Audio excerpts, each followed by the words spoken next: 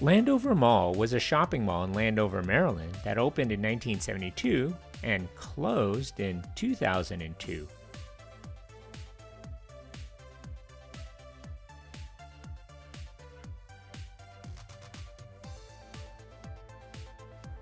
If you've clicked onto this video, then you know what today is.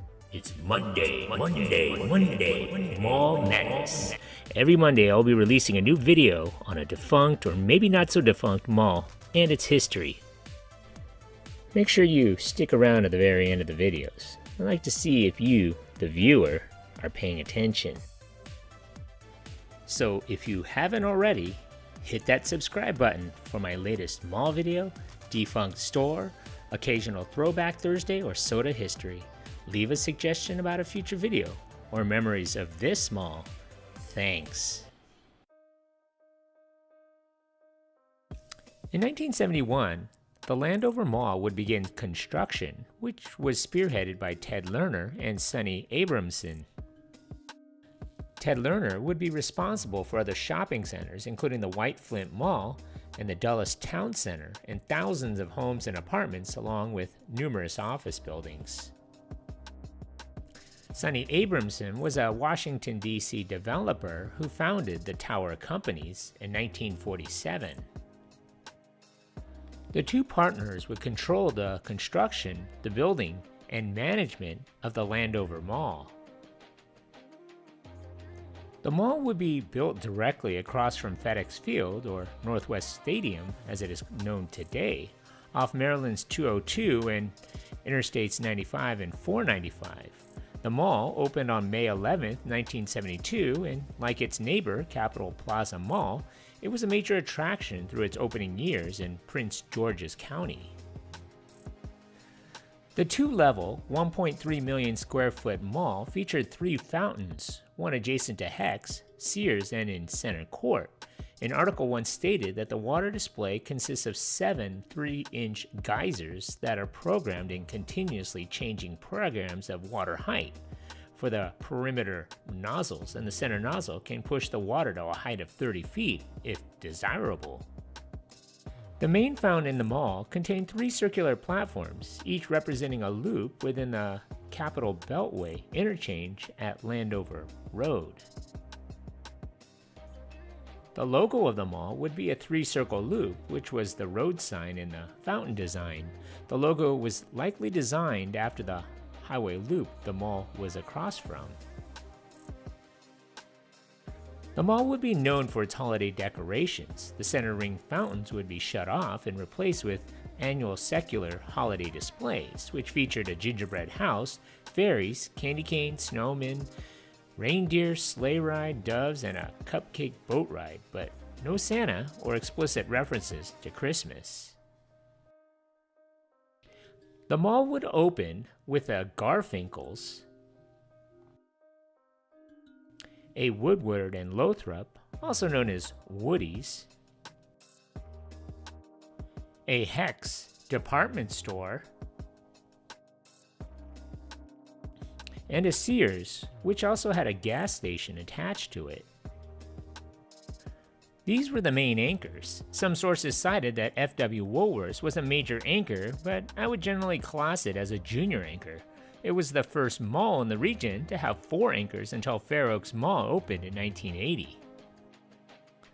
Among the other stores that occupied the mall, you may have remembered Cinnabon, Walden Books, Farrell's, Jordan Kit Store, Briggs Music, IHOP, Arthur Treacher's, Three Brothers Pizza, and Spencer's.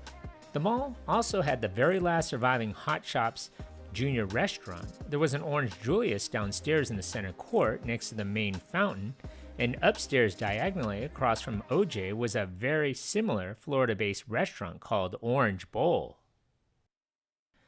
The Promenade 6 movie theater was considered a good movie theater and was located in the basement, which had its own escalators, but it would later close in 1991. The main reason for the success of Landover Mall was the fact that there was absolutely no other enclosed shopping mall closer to southern Maryland.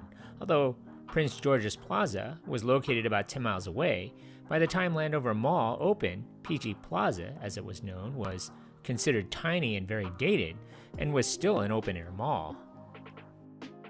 While there were a few malls further south on the Beltway towards the Woodrow Wilson Bridge, again, they were small and aging and not enclosed, and certainly not as hip in design department as Landover. The closest mall with anywhere near the same category was the mall in Columbia, a substantial trip up Route 29 deep in Howard County. One former employee remarked that Landover Mall had 10 submarine diesel engines underground on the theater side, supplying power to all of the mall, except for Sears, which was with Pepco. One customer felt that the Landover Mall was dimly lit. It was creating a dark and foreboding mood. In 1990, Garfinkel's filed for bankruptcy and went out of business. The store closed, and the former Garfinkel's anchor store was never replaced. The downfall would begin in 1990 after the closing of Garfinkel's. Garfinkel's would stay abandoned until the mall was closed and subsequently demolished. In 1995, Woodward and Lothrop, or Woody's, would also close in November of 1995. In July of 1996, a JCPenney would open in the former space, making it the third ever national anchor chain to open in the mall. JCPenney found business very slow, which would result in the conversion to a JCPenney outlet in 1998. F.W. Woolworths would close in 1997 along with all of their stores. Crime was also a problem. One former employee mentioned that several employees of a pet store down by the lower level pet company had stolen the store safe. Robberies, shoplifting, thefts, car break-ins, assaults were rampant at that time. One former customer remembered when the mall was nearing death. There were local protests held every so often.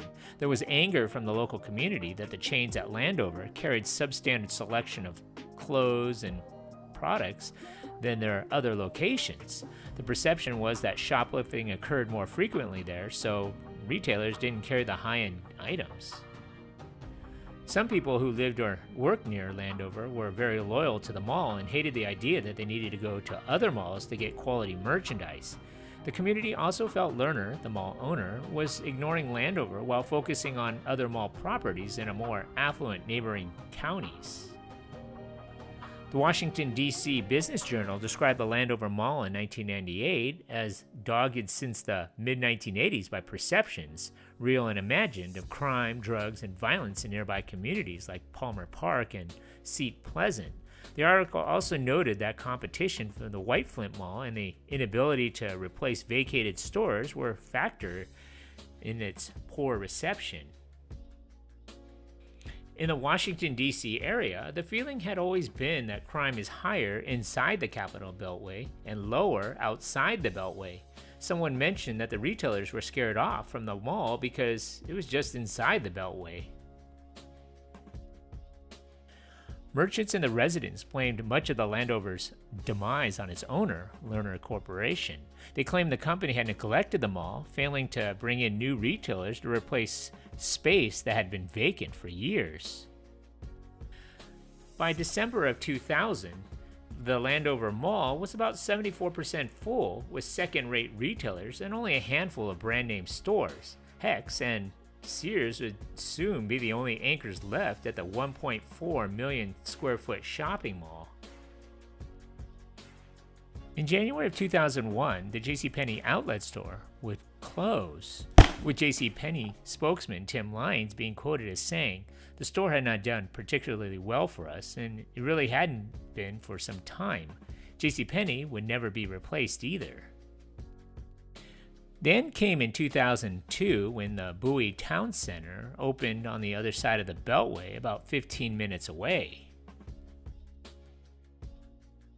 In early 2002, Hex closed after opening a new store at the Bowie Town Center in nearby Bowie, Maryland.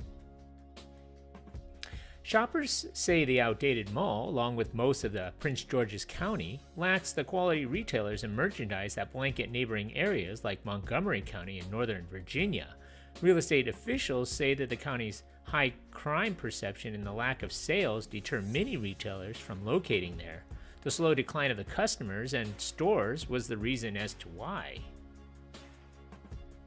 This would be the final nail in the coffin for the mall. as the mall would liquidate all of its items and close for good on May 19, 2002, after 30 years of operation. Ted Lerner decided to shut the mall down completely. The mall doors were sealed shut with cinder blocks, although the Sears store remained open. The mall would be vacant for 5 years. Demolition began in 2006 and was completed in early 2007. The entire mall was demolished and its debris was recycled. Sears was the only store that remained open after the mall's closure because it owned the land on which the building stood. However, its former entrances to the mall were sealed shut on both of its levels. While the mall is shuttered, the last anchor, Sears, remained open. The Sears store was able to operate independently due to the fact that they owned the land the Sears stood on. Eventually, the Sears land was sold back to Lerner, but they would remain open. The Landover Mall road sign would be whitewashed, but otherwise intact. In March of 2014, Sears would close permanently due to the Sears closure wave that followed that year. Sears was subsequently demolished, which would then mean the mall was completely gone. The property was gated off, and currently a scar of the mall is all that remains. The FBI had expressed interest in buying the empty lot for research purposes. In 2014, the FBI announced they were looking at possibly purchasing the land for a future FBI headquarters after the acquisition of the Sears land. Political complications in 2017 undid any progress which had been made, and in October of 2018, Lerner put the whole site up for sale. In 2022, GSA restarted the search, with the old Landover Mall site being one of the 3 sites under consideration. However, in November of 2023, the Greenbelt site was chosen instead. Plans are now underway for a major new data center campus on the vacant former Landover Mall site. Prince George's County's largest such project to date could break ground as soon as 2026. It is anticipated to represent some $5 billion in capital investment and break ground in 2026 or 2027. A rendering furnished by Lerner shows a cluster of 5 data center facilities. The 4.1 million square feet of data centers, a project dubbed Bright Seat Tech Park, is situated on about 87 acres and would be centered on 2101 Bright Seat Road. Congratulations! You made it this far into the video. When I find you. Pop quiz, hotshot. So let's see how close you were paying attention to my video. So how many anchor stores closed or changed their names at this mall? So if your answer is 5, give yourself a hand. You were paying attention. Thanks for watching. So what do you remember about this mall? Leave a comment or some more details that I may have missed, or maybe even a suggestion for a future mall video you would like to see. Don't forget to hit that like button and please subscribe to Eric C. Productions. Thanks for watching.